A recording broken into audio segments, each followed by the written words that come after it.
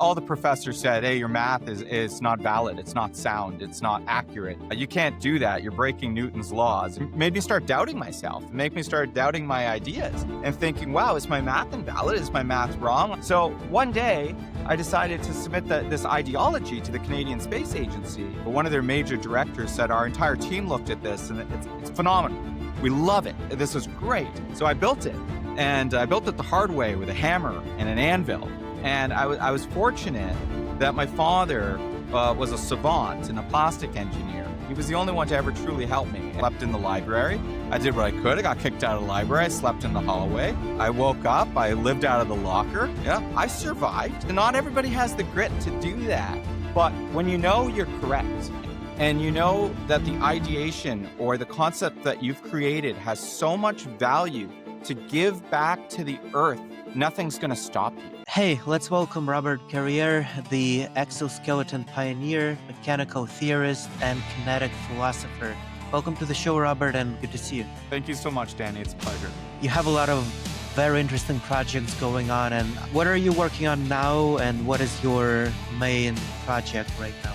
Over the last few years, I was really pushing into exoskeleton technologies. And what I noticed in what is an emerging market is the concept of an exoskeleton has really been propelled into a broader scope.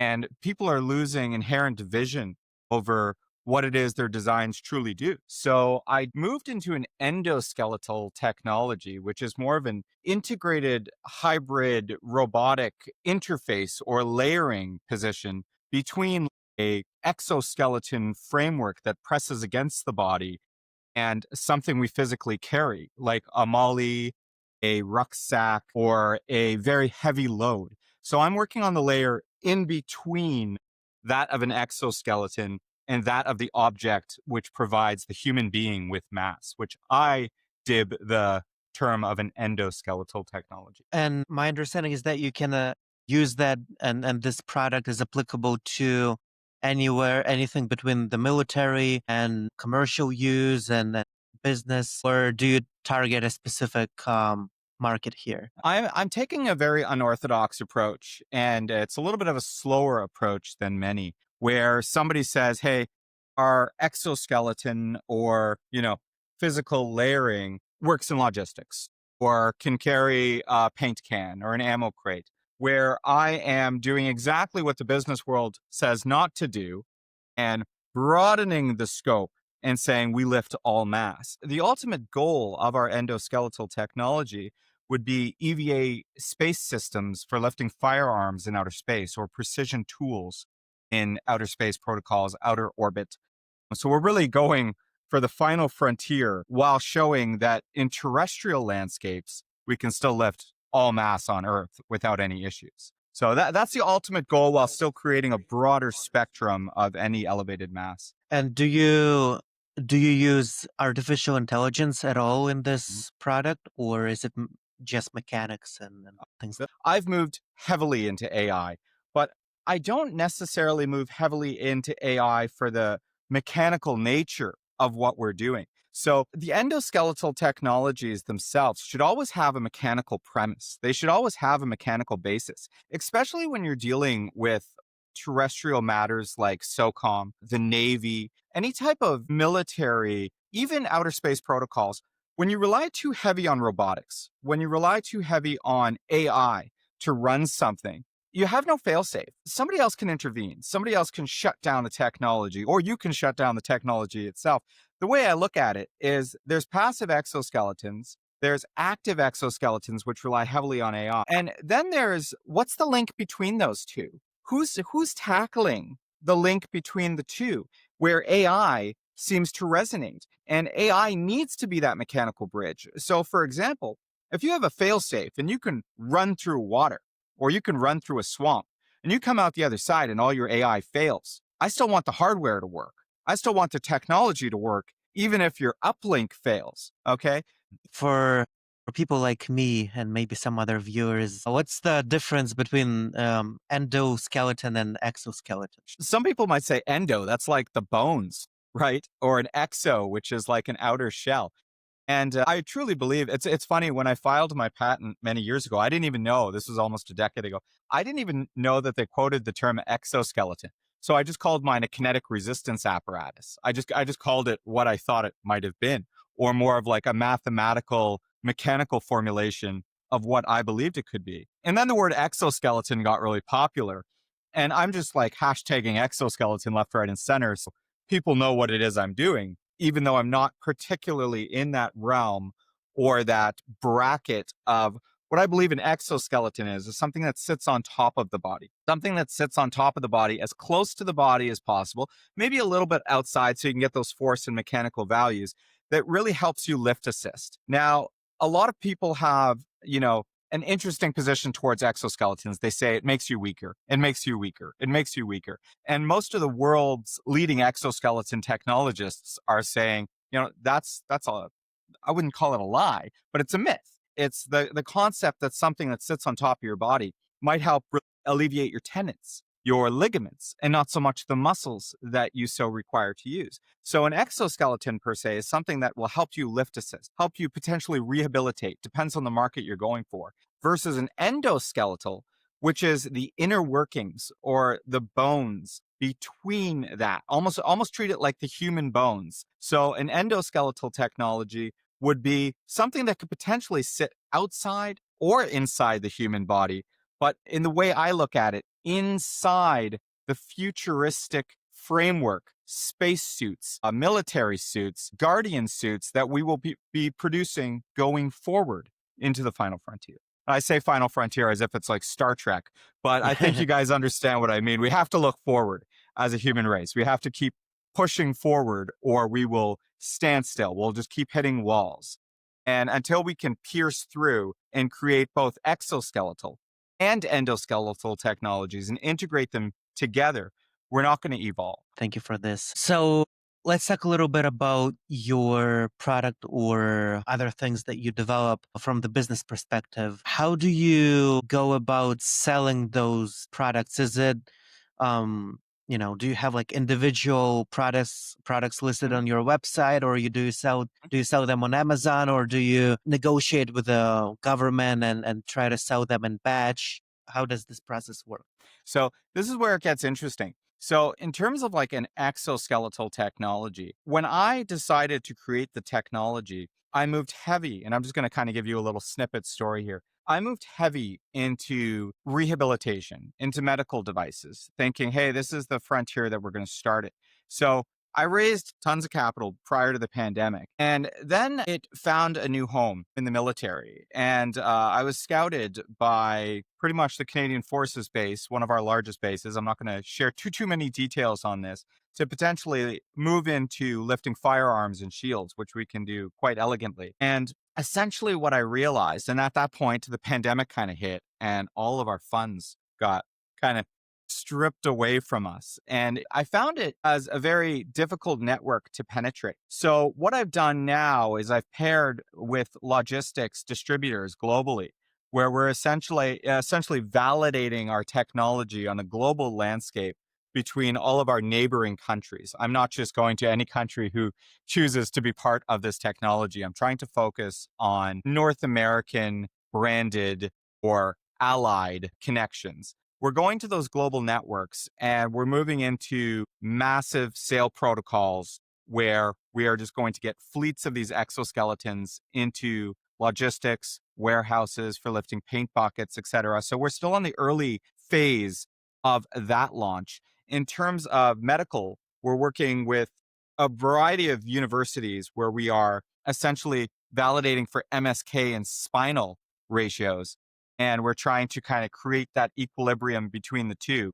But here's where it gets very interesting. The device is made for military. So I'm trying to, and I can't really say this, too far out loud and too far outwards, but we're trying to stay covert on what we can do in the military while still projecting our units into global distribution for logistics. I hope that really answers your question because I have so many like non-disclosure agreements on what I'm trying to do. I'm trying to say it in the most broadest of scope, But essentially, what we're trying to do is keep the military aspect locked up to a certain degree while showcasing that we can still lift 50 to 60 pounds in validated spectrums across the North American market. Essentially, we have great partnerships with the United States and United States allies. And because of that, I'm looking to pretty much relocate my entire corporation out of Canada into the United States so we can focus on rapid selling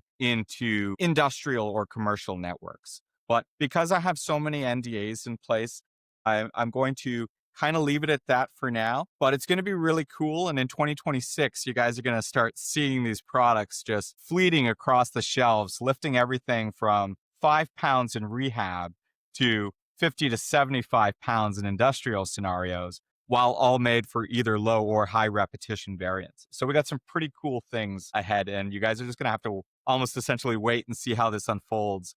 And hopefully, when you do release this, you're gonna kind of see it unfold naturally around the simultaneous time. How do you make these things, these tools? How do you manufacture them? And what's the process like from like the idea phase to maybe, patent and then mass production? How does That's a really interesting question. I'm getting pretty comfortable here. I'm leaning. Yeah, I don't know why you're making me pretty comfortable there, Danny. So what we really do is let's break that down. So the idea phase was a really interesting one.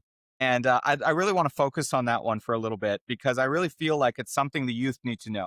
The idea phase was the most grueling, devastating, but happy phase of the entire expenditure because I created this game theory back in university. And I'm not going to throw the university under the bus, but it was pretty much our major university here in Canada. And all the professors said, hey, your math is not valid. It's not sound. It's not accurate. You can't do that. You're breaking Newton's laws, et cetera. And I was like, what are you guys talking about? Well, the terminology you guys are using isn't working. And I said, well, yes, it is. Google it. They would. And it is a word. It is a math term. It's like, yeah, that's you guys wanted me to read and learn and become one of the top students in the country. And then you fail to understand when we evolve.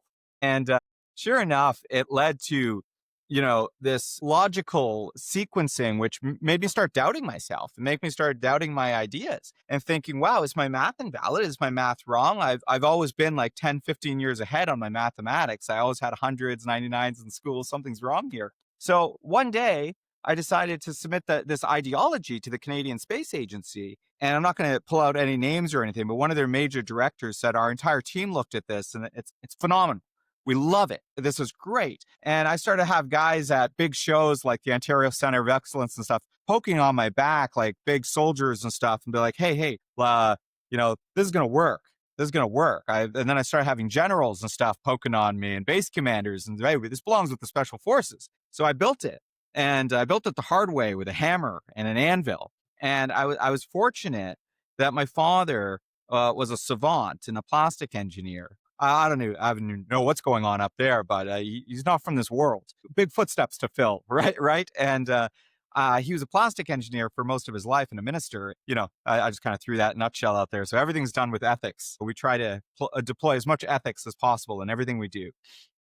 He helped me, and he was the only one. He was the only one to ever truly help me. And we started vacuum forming the pieces and creating molds and really testing it. And it's we just kept building and building and building and building to this product that I can actually kind of pan the camera just for like 2 seconds right there to that. And now we can 3D print them and have certain parts with made with composites and different types of engineering ideas. And we pretty much just grew the kinetic resistance apparatus to birth, to life.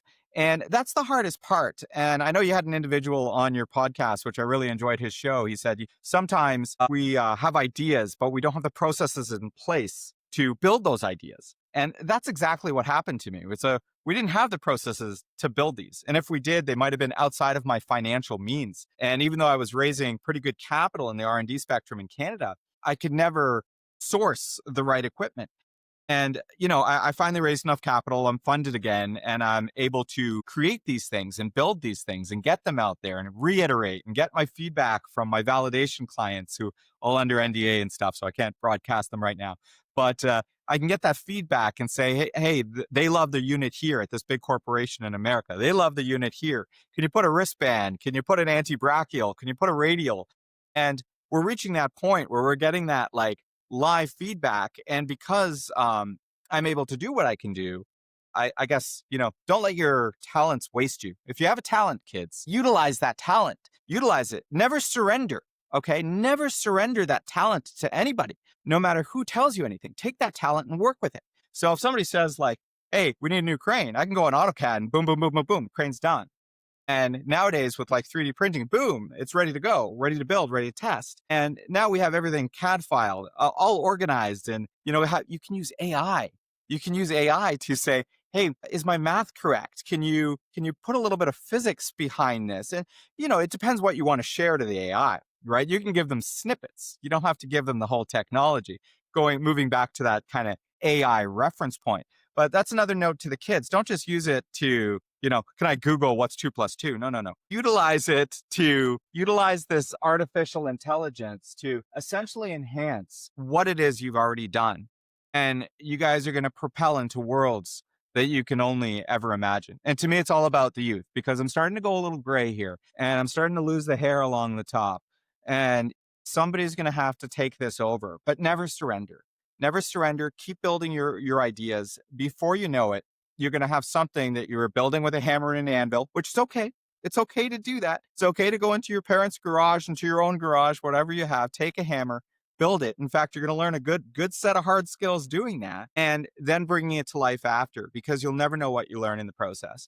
But we're at a point where we can mass produce these like there's no tomorrow. And I'm fortunate to have a father who's a plastic engineer and we have a home-owned 5,000 square foot plastic manufacturing facility. But if you don't have that, don't let it slow you down either. Design, build, and find people like me who can help you bring that to life. And it doesn't have to be me. I'm just saying we are out there. So people reach out to anybody around you in that broader spectrum, and you'll never know what we can build as a culture, as a whole, and as a country. Yeah, and I think the big challenge for young people who are inventors and they have these vision to build something new is what you mentioned before, raising capital and attracting investors and just having means to produce this and to go through this process and then build a team and to basically build a business that produces the results. So what's your advice to those people who struggle with that or who are afraid that they don't have enough finances and money to start? I think I think you led into your own advice there. The advice is based out of fear. The fear is good, The fear is good, and as entrepreneurs, and most of us are. I've watched some of your podcasts, and I love them, by the way. And I've realized that everybody has the same resolve. Everybody might say, focus on your education, focus on your knowledge, focus on your idea. But what we're truly missing in some of these ideologies is that fear is good. That fear, that authenticism that allows you to be who you are. Don't let go of it. It doesn't matter if you have $1. I've been there. I've been homeless. And that's crazy to say. It's, I've been there. I've slept on park benches. When I was in my education, I got my OSAP stripped from me while I was building the mathematical formula for me because, my father's business was subsetting. It wasn't doing very well. Go Canadian economy, right? We've got all sorts of problems up here, but let's leave it at that for today. And so when you don't have, you start to say, don't stop.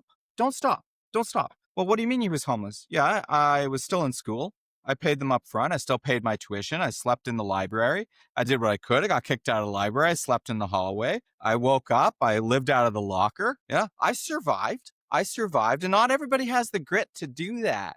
But when you know you're correct, and I'm not going to say when you know you're right, but when you know you're correct, and you know that the ideation or the concept that you've created has so much value to give back to the earth, nothing's going to stop you. Nothing's going to stop you from relentlessly pursuing that idea. And no matter how much fear stacks up, no matter how far you go into the trench. You know that you can build your dream, and you know that if you can just convince one person, two people. Let's get one thing straight, kids. You and I, sorry, it's all about the youth. I have two toddlers, so I'm just, it's all about the youth. And I'm doing well in my life now. I live on the edge of the lake.